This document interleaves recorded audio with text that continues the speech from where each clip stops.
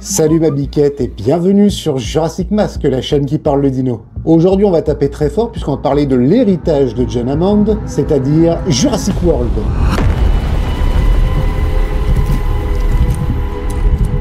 Alors, Jurassic World, ce n'est pas seulement un film sorti en 2015, c'est aussi une expérience. Il a réussi à ressusciter la franchise classique qui était Jurassic Park, sorti en 93 sur nos écrans, et apporte une nouvelle vision et une technologie beaucoup plus récente.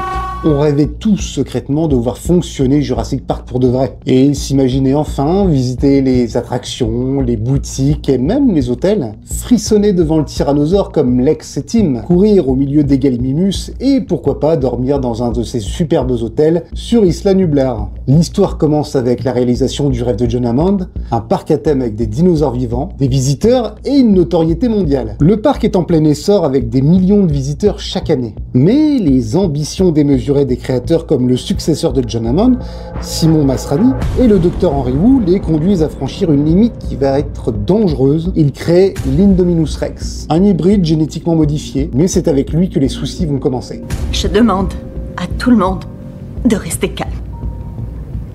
Bah oui, ça reste un film de la franchise Jurassic, donc ça va forcément mal se passer. Ils n'apprendront donc jamais ces inconscients.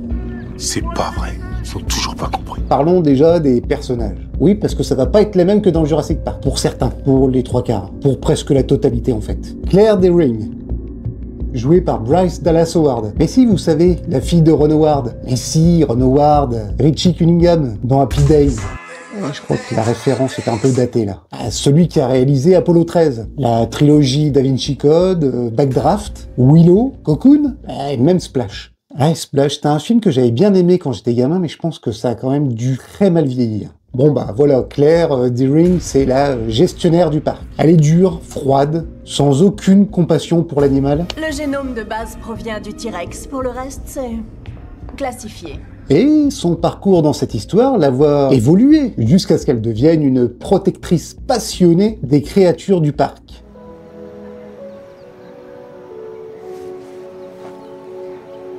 Prête à tout pour retrouver et sortir de l'île ses deux neveux qui viennent lui rendre visite le temps d'un week-end à Jurassic World. Bonjour.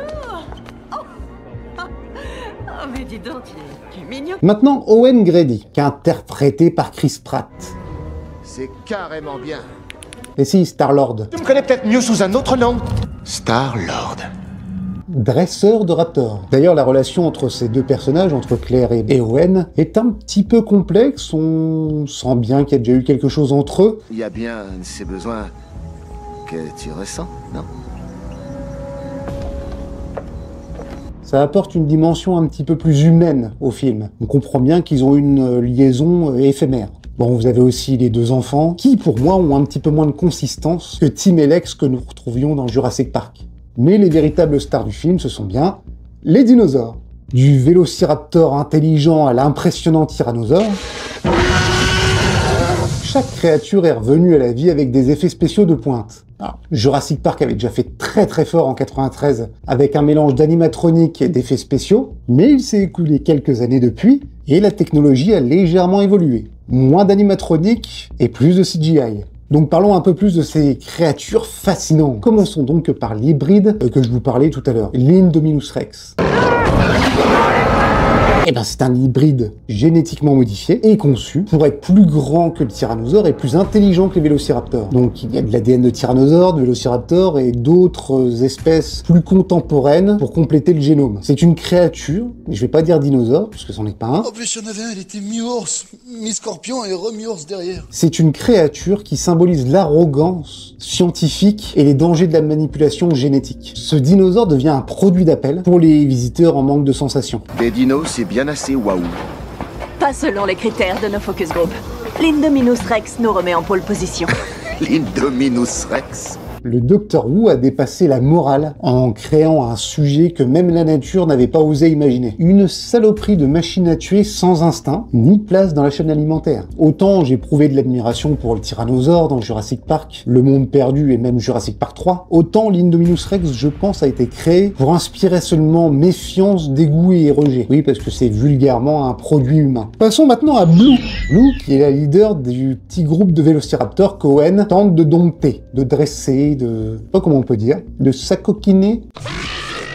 Peut-être pas, non, le mot est fort, mais l'intelligence de Blue et sa loyauté en font un personnage central au film. Les interactions entre Blue et Owen sont vraiment très complexes et on peut presque assimiler ça à un dressage de gros bergers allemands. Quelque chose qui nous parle plus de dresser un vélociraptor. Les vélociraptors dans la saga Jurassic Park ont toujours été montrés comme des dinosaures un petit peu vicieux, malins, hein, mais vicieux et très organisés, et donc très intelligents. Donc il n'en fallait pas plus pour Simon Masrani pour imaginer un numéro entre les vélociraptors et des dresseurs pour exciter un petit peu les foules et faire un petit show qui ravirait les plus jeunes comme les plus vieux. Je ne contrôle pas les raptors. C'est un lien qui s'établit, qu'un respect mutuel rend possible. Mais il avait une petite idée aussi, c'était les applications militaires. En effet, si tu dresses un vélociraptor ou une meute de vélociraptors à aller faire la guerre, ça te donne un petit avantage quand même. Mais la nature a conçu la plus efficace de toutes les machines à tuer il y a 75 millions d'années. Et là, on découvre qu'ils obéissent aux ordres. Et c'est là qu'intervient Hoskins, joué par Vincent D'Onofrio. Et si, il engageait Baleine dans Full Metal Jacket, ou l'autre là, dans Daredevil quoi. Qui nous est présenté plus ou moins comme un salaud. Quand on écoute son discours, on se dit oui, bah voilà, c'était finalement inévitable. Dresser des raptors pour en faire des machines de guerre. C'est un connard, certes, mais pragmatique. Jurassic World donne finalement vie au fantasme que nous avions d'avoir des interactions entre l'animal, le dinosaure ici, et l'humain. Blue représente tout ça. Jusque-là, les dinosaures n'étaient simplement destinés qu'à être présentés, exposés à des visiteurs un peu riches. Oui, parce que je pense qu'il fallait un peu de moula quand même pour aller visiter Jurassic World ou Jurassic Park. Hein, Gennaro? Nous pouvons faire payer ce que nous voulons. 2000 $ la journée, 10 000 et tout le monde payera. Et ensuite, il y a le merchandising. Et je peux conseiller personnellement. Ouais. Et ben maintenant, le dinosaure allait devenir en plus utile. Ils ont peut-être été un petit peu loin sur les interactions entre espèces, puisque... bon allez, je vous spoil la fin du film, mais Blue s'associe à Rexy pour foutre sur la gueule à l'Indominus Rex. On sait pas pourquoi, si ce n'est peut-être qu'ils doivent savoir que c'est une aberration de la nature. T'as pas une gueule de porte-bonheur. Mais pour le poussin ou le canari, le chat est le monstre. Hein, Docteur Wu? Pour un canari, un chat est un monstre. Nous sommes habitués à être le chat. Et ben là, je pense que c'est pareil. Rexy et Blue, ils se sont sentis en position de canari. Et puis l'union fait la force, a priori, hein, même chez les dinos. Bon, j'avoue, le combat de fin, il envoie du lourd. Je vous laisse me dire en commentaire ce que vous en avez pensé, mais je vais avoir du mal à en dire du mal quand même. Hein. Troisième espèce, le mosasaure. C'est le mosasaure!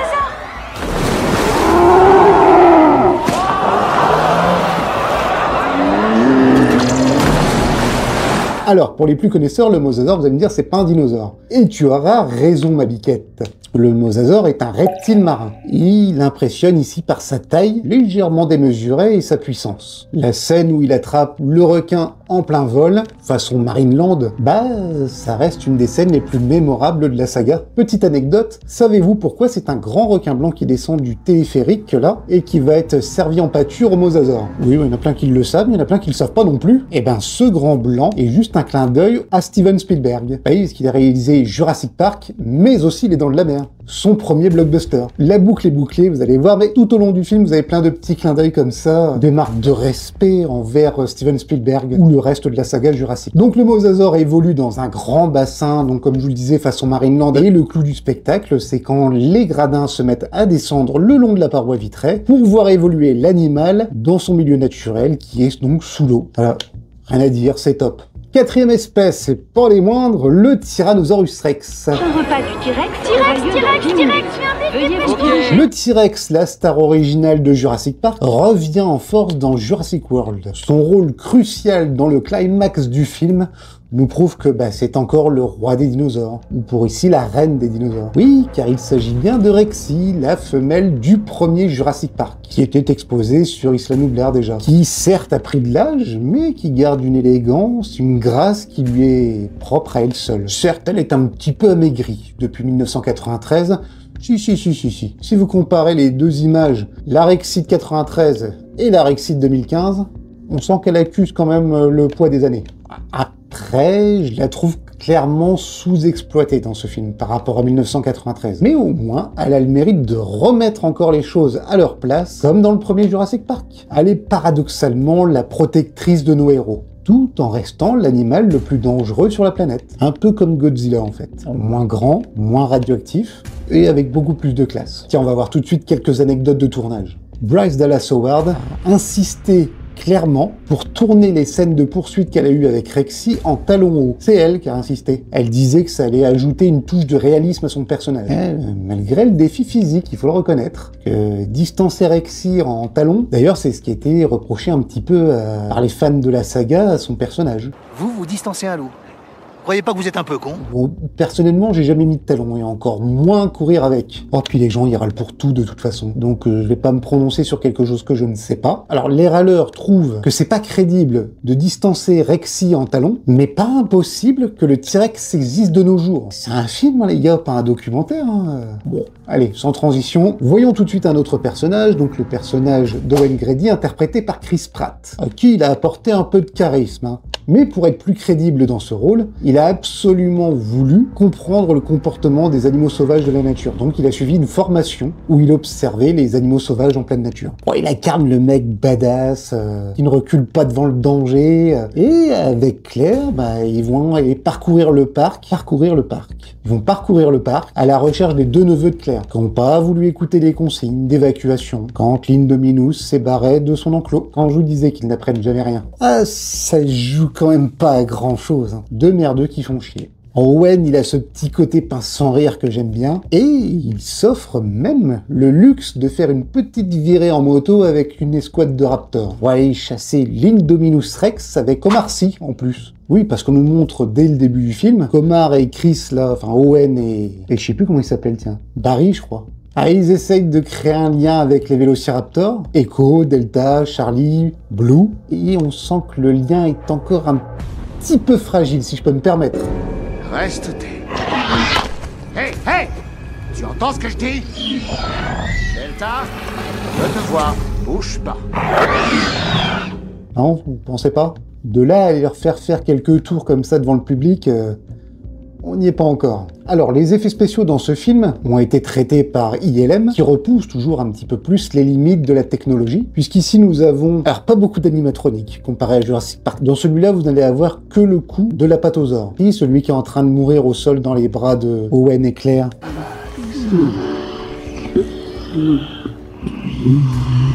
Mélanger la CGI, c'est beaucoup de CGI dans le film. Elle est propre, attention, elle est très bien faite, mais il manque quelque chose. Le côté où on pouvait presque toucher le dinosaure, là on le ressent réellement que quand il y a l'animatronique de l'apatosaure. Tout comme dans Jurassic Park, tous les décors ont été créés en vrai, ce qui donnait plus de réalisme et ce qui a eu pour conséquence, en fait, pour le fan que je suis et certainement pour le fan que tu es, de se remettre à croire à la faisabilité d'un parc pareil. Attention, j'ai jamais dit que j'étais le couteau le plus aiguisé du tiroir. Mais ça fait un petit truc, quoi. Hein. Pour se consoler, il y a encore les parcs Universal, Orlando, Los Angeles, Osaka, peut-être même en Angleterre, pour ceux qui ont suivi l'info, qui nous font l'immense joie de nous faire profiter de toute une zone Jurassic Park ou Jurassic World selon les parcs, où on peut essayer encore de croire à ce qu'un projet comme Jurassic Park existe un jour. Si vous l'avez jamais fait, franchement, c'est à faire. Faites-le. Pas impossible que vous ayez un vlog qui tombe un jour sur cette chaîne, dans une de ces zones. Je dis ça, abonnez-vous. Donc les scènes de parcs d'attractions ont été tournées à Hawaï et en Louisiane. Et il y a même certains vestiges des décors du film qui sont à visiter. Hein, c'est pareil, ça va vous coûter un petit billet, mais j'ai découvert sur Instagram justement que les zones ont été filmées non loin des décors du film, qui sont restés en place pour certains, pour d'autres qui ont disparu.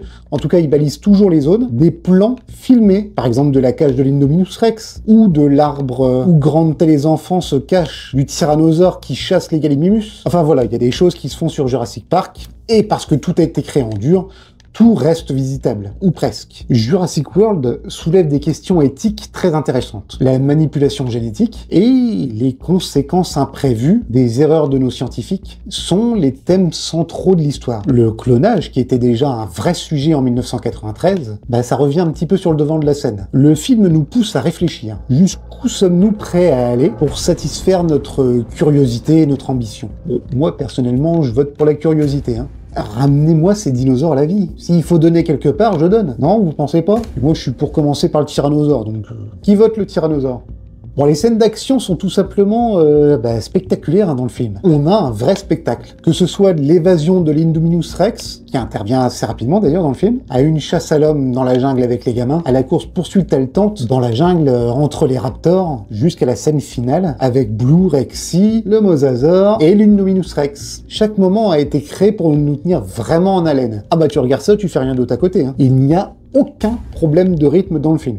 Aucun. Entre la découverte au début du film de Jurassic World et en passant par le retour à Jurassic Park de 93, en tout cas les ruines du parc de 1993, avec la petite musique de Jurassic Park au piano, alors moi je te le dis tout de suite ma biquette, ça m'a tiré une larme de la taille d'un Alux. H-A-2-L-U-X. Tire à voir ce que c'est. Pour ceux qui le savent, marquez-le en commentaire, ça peut toujours aider. Donc jusqu'au dénouement final, les 2 heures passent à une vitesse, mais dingue. On pourrait relancer le film à la fin de la séance. Le succès de Jurassic World ne s'arrête pas au premier film, avec des suites comme Jurassic World Fallen Kingdom, ou Jurassic World Le Monde d'après, ou Dominion en anglais, la série animée La Colo du Crétacé et la série animée La Théorie du Chaos. La franchise continue d'explorer de nouvelles histoires, avec aussi de nouveaux dinosaures, mais tout en restant fidèle à l'esprit d'origine. Des 3 premiers Jurassic Park et des 3 Jurassic World, il n'y a rien qui m'a fait sortir du film en termes de cohérence scénaristique entre les différents films. Rien. On aime, on n'aime pas, mais la cohérence est là. Bon, je sais qu'il y a plein de fans qui n'ont pas aimé la dernière trilogie, mais les réalisateurs ne font pas des films pour les fans. Non. Bon oui, ils font des films aussi pour l'argent, mais nous on n'a pas à attendre en fait une suite. La suite doit nous surprendre, en bien ou en moins bien, certes. Si vous vous attendez à voir un certain film, n'allez pas le voir. Ou sinon il n'y a aucun intérêt, il n'y a aucune surprise. Je rêverais de retrouver la même émotion et la même surprise que j'avais en 1993 quand j'ai été voir Jurassic Park au cinéma. Ils sont bien obligés de nous surprendre. Sinon ça serait un petit peu plat. Oh, me faites pas dire ce que j'ai pas dit. J'ai jamais dit que Jurassic World 2015 est mieux que Jurassic Park de 1993. Jurassic Park reste et restera le film de référence. Parce qu'il est bien plus fin, parce qu'il est bien plus élégant, plus subtil. Et Colin Trevorrow, c'est pas Spielberg non plus. Oui, Colin Trevorrow, c'est le réalisateur du film.